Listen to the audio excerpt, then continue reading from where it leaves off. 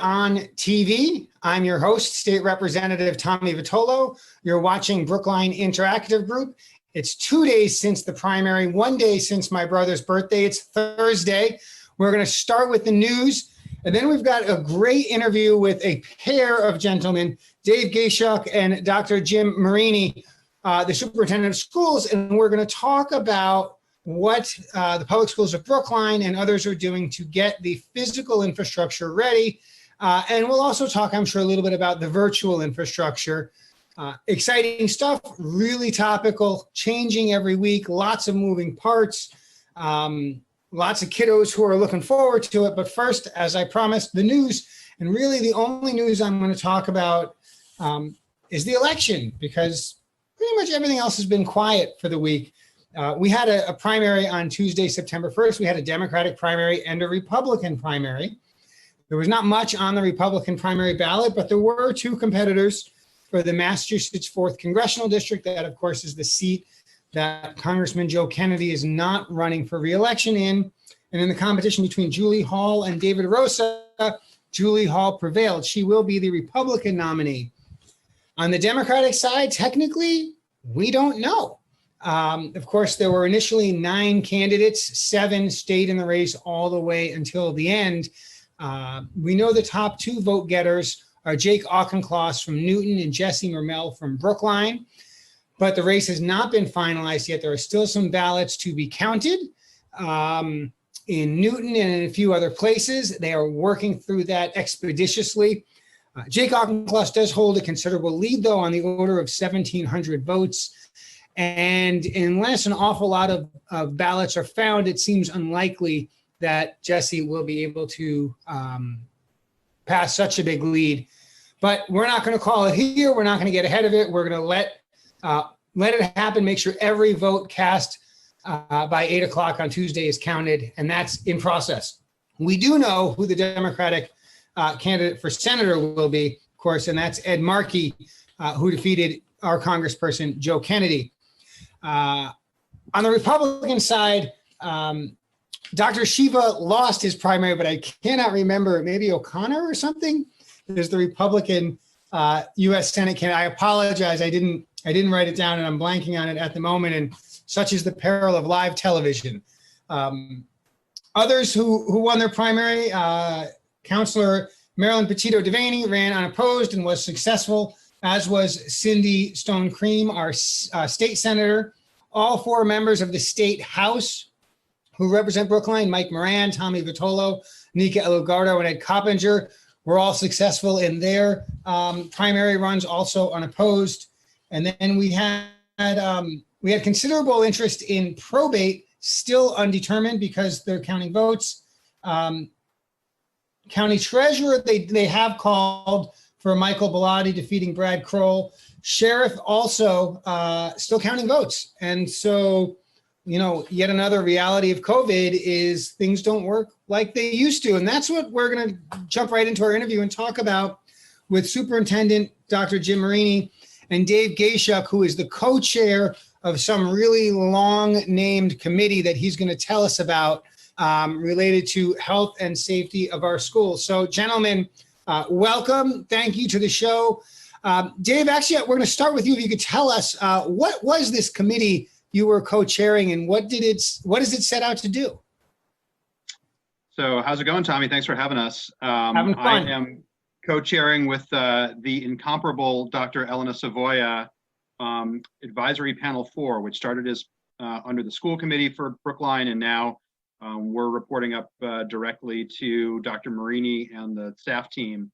And our job is basically a group of parents who have professional training and expertise in fields related to public health, safety, and operations and logistics to help advise and provide, be a resource for Dr. Marini and the staff team and the school committee on how school can reopen safely in a way that's feasible this fall.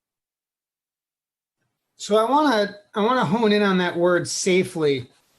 It's a complicated word, right? On the one hand, to use the long drawn out technical fine print is slows us all down. On the other hand, nothing is safe maybe some things are patently unsafe, but nothing is safe. It's sort of safe-ish or safe enough or reasonably safe. So could you tell us a little bit more about what we should be thinking about when we hear things like the facility is safe for students and teachers to come back, or we're not sure that it's safe? What do you mean when we say things like that? So really, we're talking in terms of degrees of risk, right? Because even before COVID, it wasn't zero risk to come to school every day. One could run into problems on the way to or from school. There were, diseases that one could catch, very, very low probability, but one could catch being in school. So we're just talking about, a difference in what the probability is of someone being infected with COVID while being in school versus in the rest of the life that he or she or they are living right now. And so never going to be zero risk. And even when there's a vaccine rolled out, it's not going to be zero risk. What we're working with Dr. Marini to do is to make it not appreciably higher, not materially higher than what people experience elsewhere in their lives and what other workers are working in conditions wise right now, right? So we don't want to, our goal is low enough risk that we, who are all parents in PSP on the panel, are comfortable sending our own loved ones into the school buildings and sending teachers and staff that we have known and loved for many years as well, in a way that, that doesn't increase any of those folks or their families' risk of contracting COVID beyond what it would be just doing the things they have to do, like go to the grocery store and otherwise, living their daily lives during a pandemic that's not going away anytime soon. But as you said, the folks on the committee aren't just parents. They have some expertise in public health or in epidemiology or something. So it's a little bit more of a sense of the expertise of the committee and why we should be confident, or should we be confident, why we should be confident that this committee of parents has it right. Absolutely. I mean, this has been a wonderful experience for me because I am actually not a physician or a scientist. I'm an attorney, but I think that they asked me to help co-chair this panel to help facilitate it because, I've been around the schools for several years and how the school operations work as a parent and an involved town meeting member. But the other folks on this panel are true experts in infectious diseases, in public health, in emergency response, occupational health, nursing, a bunch of physicians, at least one nurse, and other scientists who are, in their real jobs for, world-class institutions that we have right here in and around Brookline, focus on issues like public health and keeping risk of transmission low, diagnostic testing, how to balance priorities, right? Because there are public health imperatives on going in both directions here. It's not just how do we keep people as safe as possible from contracting COVID, but the longer, the more people that are out of school buildings for longer and the more curtailed school operations are, that has real public health impacts too, particularly on our students and other community members who are probably the least equipped to deal with them in terms of other resources available. So we've all those parents bring expertise to the table to help answer questions and provide advice to Dr. Marini and his team that they're working on implementing. So I suspect that the plan is not to put every child in an oversized hamster wheel in the schools. What sorts of physical infrastructure matter in terms of making sure our schools are safe, and what sorts of changes have you been working on? And three-part question: how are you documenting that and presenting that as being proven and effective? So basically, conceptually, two big parts of the puzzle here. First part is keeping people who are infected with the novel coronavirus away from our school buildings as much as possible. And we do that both through monitoring community metrics, how many new cases are being diagnosed every day over the past set series of days, what the rate of test positivity is, both here in Brookline and statewide, because not all of our students or staff live here in Brookline, obviously. We need to be sensitive to their needs as well. And then also individually, working with PSB and the Tricia Laham and the nursing team have taken the lead on a symptom attestation process by which students and staff, in the case of younger students, their families will be helping by checking to make sure that those students and staff members don't have symptoms that could be COVID coming into school every day. So that's step one, keep COVID cases out of school. And then step two, because that's not going to be perfect. None of these individual measures need to be perfect. And that's why we have multiple layers of them. Step two is how to reduce the risk and hopefully prevent transmission of COVID in school, because someone's going to show up at some point who is COVID positive and doesn't know it at the time. And so advising PSB on how to put measures in place to keep the risk of that person transmitting COVID to others, very, very low. And so steps include universal masking, increased physical distancing. And one thing that Dr. Marini decided early on was that PSB was going to plan off of 6-foot distancing as opposed to going down to something closer to 3, which state guidance did allow. But Dr. Marini decided that it was worth putting in an extra measure of protection there.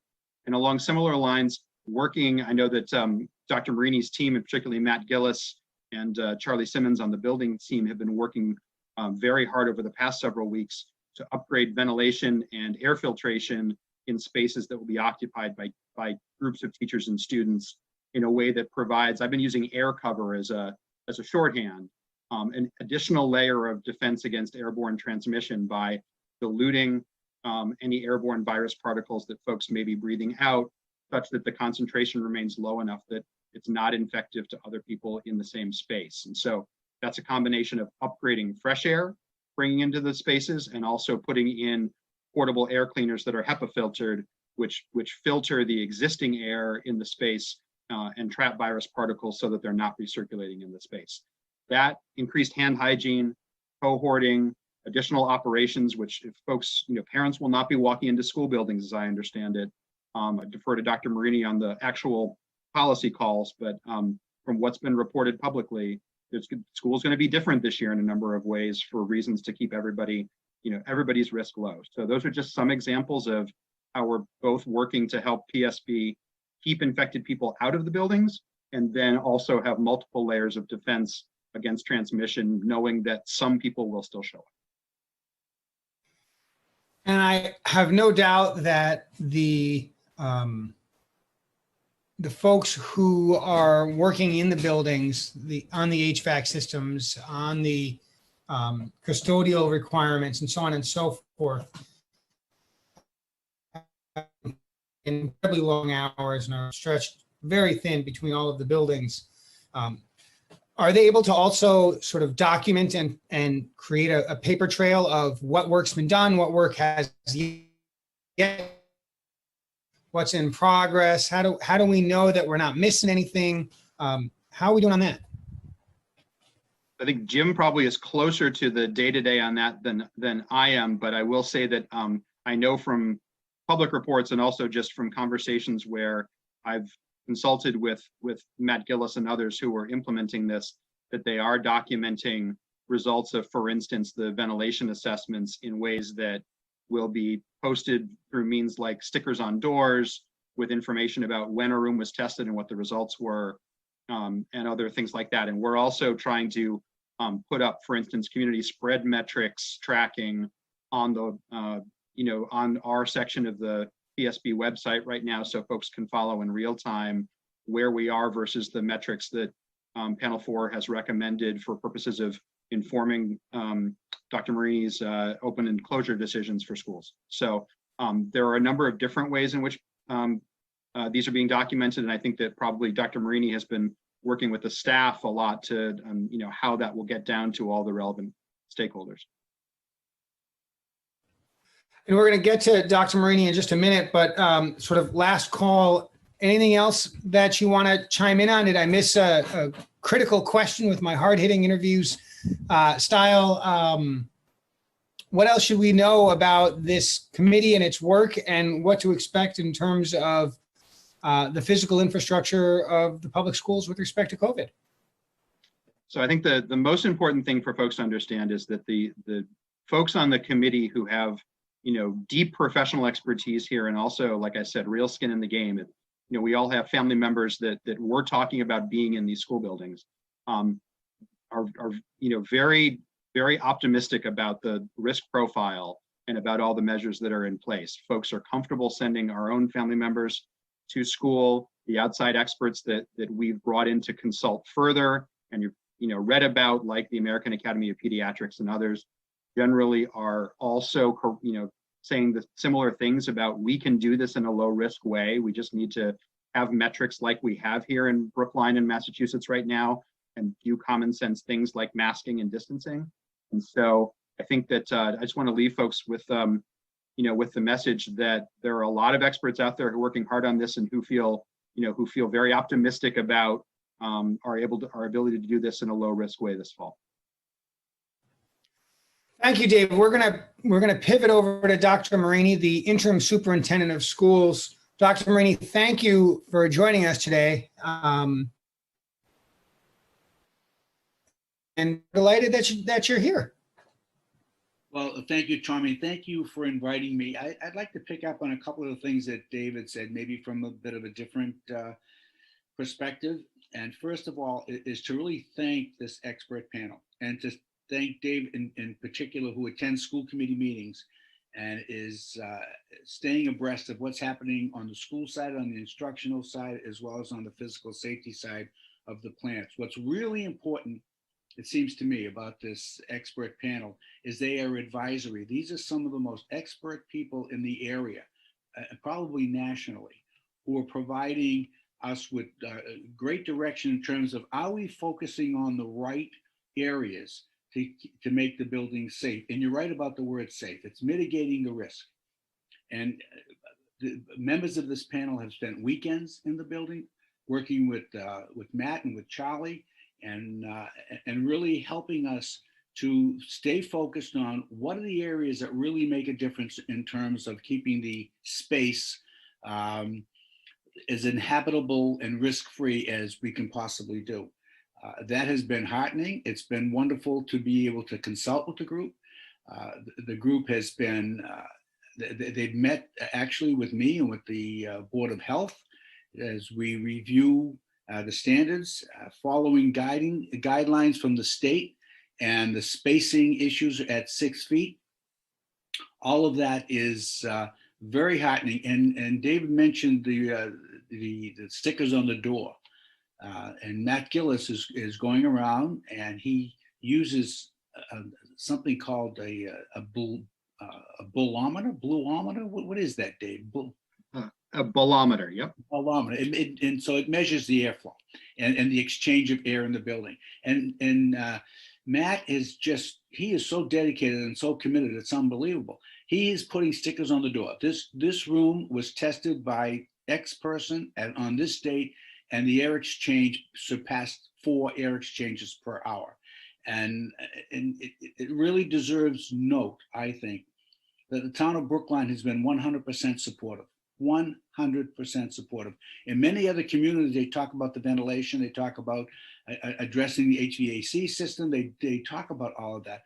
Brookline has done it in a demonstrable, verifiable way. They have addressed the issues of ventilation in the building with additional mechanicals, air purifying systems when necessary to boost the air in the room. So all of that has been a great learning experience for me. By the way, there are 4 panels, but the health and safety panel has been one that I rely on in terms of, are we following the science? Are we focused on the right thing? So thank you to that panel for doing that. So let's take a step back and help our viewers understand. Today was going to be the first day of school. It got pushed back statewide 10 days. So we're starting September 16th. What does that mean for kids in different grades with different needs or vulnerabilities? Some of our viewers are not public school parents, so they're not in tune with Just who's going back to class when? Why don't you help us with our current, like? Okay, we have, the plan we have in place, which we are adhering to, and really believe that it's a solid plan, remembering that this is different. This is a different way of beginning school ever, probably in the history of schools. It's a different way of beginning. So we are prioritizing the youngest, the preschool students and the kindergarten students. They will be in full-time and full-day instruction. And again, thanks to Matt Gillis and Charlie and the teams, those rooms have been sort of cleared at the ventilation exchange rates that we need. And also the special needs population, or we're calling most vulnerable populations of students, they too will be in full time and spread out and adhere to the distance and adhere to the guidance in terms of masks and hand sanitation and all of that. We're prioritizing those populations because the very, very young need to be with their teachers, and the vulnerable populations need to be with their teachers as well. So we're prioritizing those. Following that, we're expecting to move into a hybrid model for grades 1 through 12. And we are going to phase that in as well as we get comfortable and we're dealing with routines, because there are different routines in the schools, entering kids, exiting kids, moving kids through the building, feeding students, all of that, all new routines, all have to be learned and practiced. And Dave's right that the buildings will not be accessible to the community. Only staff and students will be coming into the buildings, and a lot of work is being done. So these 10 days before the 16th are being spent with teachers working on curriculum, working together to develop the program, which is really interesting. If I had a moment, I would tell you about that. I hope I do. And spending time on the safe movement of students in and around the building, because these are new routines, and it's going to require that students in a supportive way understand the importance as well. I mean, it's really hard to tell a 4-year-old student to stay away from a 4-year-old friend.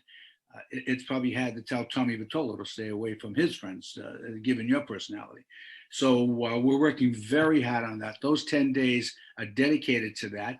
And the program piece is important because the teachers are working on what we're calling the standards, the standards for what students need to know and be able to do at each grade level.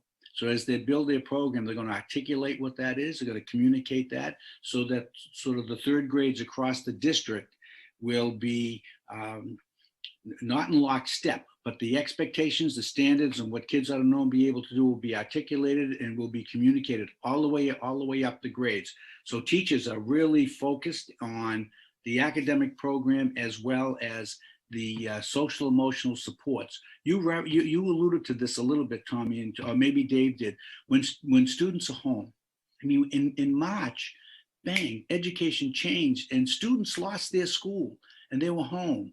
And some of them began to connect with their friends through technology, and others, I worry a little bit about some of the students who the social emotional piece, as human beings, we like to connect with our peers, get that affirmation, be in school, really have hear from their teachers, get the support from their teachers.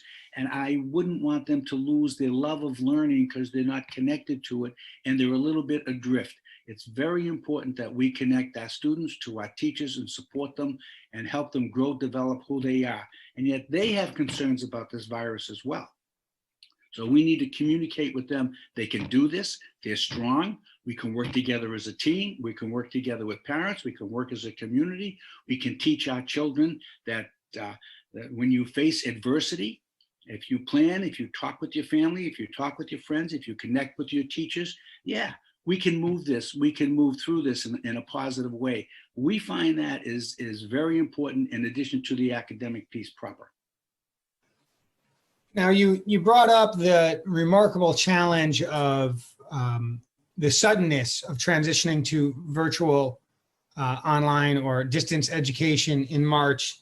And, that was not in anybody's plan book, not parents, not students, and certainly not educators.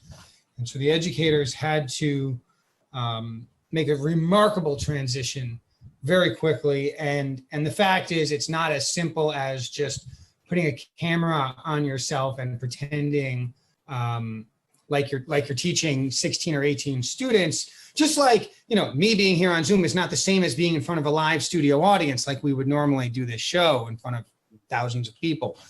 We get used to it. So coming into September, there's been far more time and to learn, to reflect, to adapt to technology. What should students and parents expect for those who are going to be staying home on September 16th? They'll come back to school, we hope, someday, but certainly they'll start off the year distance learning. What should their expectations be in terms of their daily and weekly interactions, expectations in terms of schoolwork, homework, grading? What should we be thinking about? What should we be expecting? That's a great question. In March of last year, the world changed, not just in Brookline, the whole country changed instantly. But for teachers, all of a sudden, they needed to teach through a medium they hadn't really used before. Students were receiving information. Students are more adjusted, by the way, to the technology than most of the teachers were. We know that. But the instruction per se, teachers struggled. They worked with that. Teachers would say even now, boy, we didn't have the kind of time to be able to do what we need to do. But they are committed now to providing a strong academic program and connecting with kids. Students can expect a regular schedule of classwork, a regular schedule of specials coming in, a regular schedule where they will be connecting with classmates on morning meetings and community building meetings, connecting with their guidance counselors. The town invested in tents, and we're looking at bringing students in to do some outdoor education so they can be together in larger groups, again, with the proper distancing and safety protocols that are in place. In fact, the materials, the one-to-one instruments that we have, the devices, we have enough devices for every student and every staff member in the district. Thank you, Brookline. And those will be distributed as plans for bringing kids to be able to distribute and receive that information. And the teachers are actually talking about how they're going to use the outdoor area so that there'll be a sense of community that is building. So they can expect scheduled classes, grades, attendance will be taken, grades will be administered, and the accountability piece in that regard will be in place. But the foundational underlining of that is we want to support our students as much as possible on the social, emotional, and by the way, we want to support our parents as well. It's not easy to go to have your own job, which you may be doing in a distance format as well, or you may not be, and then help your own student learn while you're trying to do that. That is a heavy lift, and it's a heavy lift that we're looking at ways, how can we support where that's important for us to do as well. We want to be part of the community in that regard. This is a time when education is not just happening in the building. We are part of a full community, and we're ready. We're ready. We're geared up. The logistical problems are still there. Make no mistake about it. There will be bumps along the way, because the more you do, the more you realize you haven't done. So there will be more bumps and changes as we go, but the commitment is there. We're not backing off till we get to every single solitary kid. Dr. Marini, thank you for that. I'm going to take 30 seconds to soapbox, and then we're going to run out of time.